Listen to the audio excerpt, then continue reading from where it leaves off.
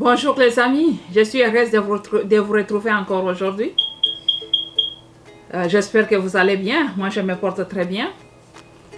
Aujourd'hui, nous allons répondre à une question qui nous a été posée par une jeune dame de 27 ans qui sortait avec un monsieur qui l'avait menti au départ qu'il était célibataire.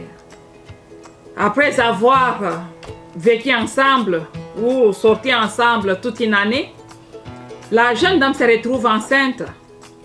Quand elle annonce au monsieur qu'elle était enceinte, c'est à ce moment-là que le monsieur aussi profite pour présenter à la dame sa femme, qu'il était marié, les photos de sa femme et de ses enfants.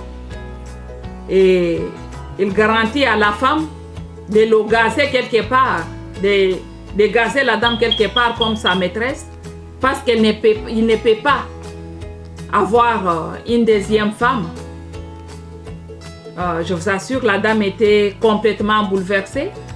La dame qui m'appelle pour me dire, Madame, tellement l'amour est aveugle, je me suis laissée séduire par ce monsieur qui était vraiment élégant, qui m'avait dit au départ qu'il était célibataire.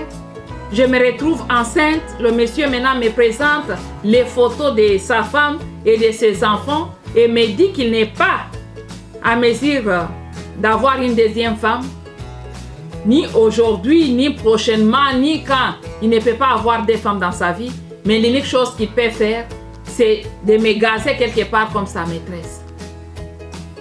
Alors que la dame est aînée de la famille, elle dit qu'elle est l'espoir pour ses parents et elle est aussi le modèle pour ses petits frères et sœurs. Et dans leur culture, on ne peut pas être maîtresse de quelqu'un. Elle voulait très bien se marier avec fierté et honneur pour respecter ses parents. Mais aujourd'hui, elle regrette. Elle regrette le comportement du monsieur. Elle a chassé le monsieur bizarrement. Le monsieur est parti. La dame est restée en train de pleurer, en train de regretter. Donc, comprenez ce qui se passe. C'est ainsi que je profite pour partager avec vous. Peut-être qu'il y a certaines personnes aussi qui se retrouvent dans les mêmes situations où vous ne vous retrouvez pas, mais vous allez profiter quand même pour écouter cette histoire. Peut-être ça peut vous aider, on ne sait jamais. Je vais répondre à ta question, Rose.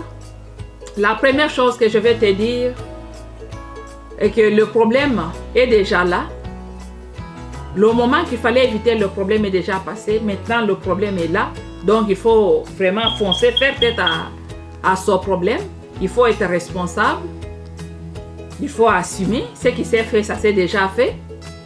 Il ne faut pas avoir peur de tes parents. Il faut avoir le courage d'en parler avec ta famille. Je suis sûre que tes parents pourront te pardonner. Et même s'ils ne te pardonnent pas directement, ils finiront par te comprendre et ils pourront aussi t'aider. Il faut dire ça à tes parents. Et aussi, il ne faut pas avorter parce qu'il y a des risques. Tu risques de mourir inutilement. Gardez votre enfant. Ou soit tu risques d'avorter et peut-être c'était l'unique enfant qui était prévu pour toi. Donc, il ne faut pas avorter, gardez votre enfant. Et aussi, appelle le monsieur, il ne faut pas te fâcher de cette façon-là. Appelle le monsieur parce il faut te rassurer que le monsieur doit signer le papier qui prouve qu'il doit prendre soin de la grossesse et prendre aussi soin de l'enfant qui va naître. Donc, c'est très important, il doit signer les papiers. C'est très important. Et aussi, je profite pour te dire que l'amour n'a jamais été aveugle. Moi, je n'ai jamais accepté que l'amour est aveugle parce que l'amour n'a pas de conscience. L'amour n'a pas des yeux. L'amour, c'est juste les sentiments qui se produisent en nous, qui se créent en nous. Donc, nous avons également le pouvoir de contrôler nos sentiments. Nous avons le pouvoir de contrôler l'amour qui commence en nous. Tu as regardé le monsieur, tu as vu qu'il était élégant. Tu as écouté le monsieur, tu as dit, voilà, il parle très bien. Il sort de la sagesse. Et tu t'es laissé séduire. Les sentiments d'amour se sont créés en toi. Ça, c'est une bonne chose. Mais attention, il ne faut jamais retomber dans les mêmes pièges. Soit disant que l'amour est aveugle. Je t'informe encore une fois que l'amour n'est pas aveugle. Ce sont des humains qui sont aveugles. C'est parce que nous ne savons pas prendre soin de nos sentiments. Nous ne savons pas contrôler ce qui se produit en nous. Dans la vie, il faut être vraiment prudent. Il ne faut jamais laisser l'amour vous contrôler.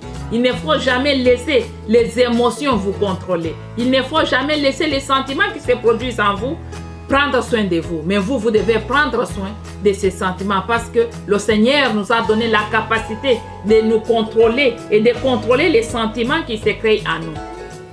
Donc, c'est tout ce que j'avais à partager avec vous. Encore une fois, aimez, partagez et surtout abonnez-vous. Je vous aime.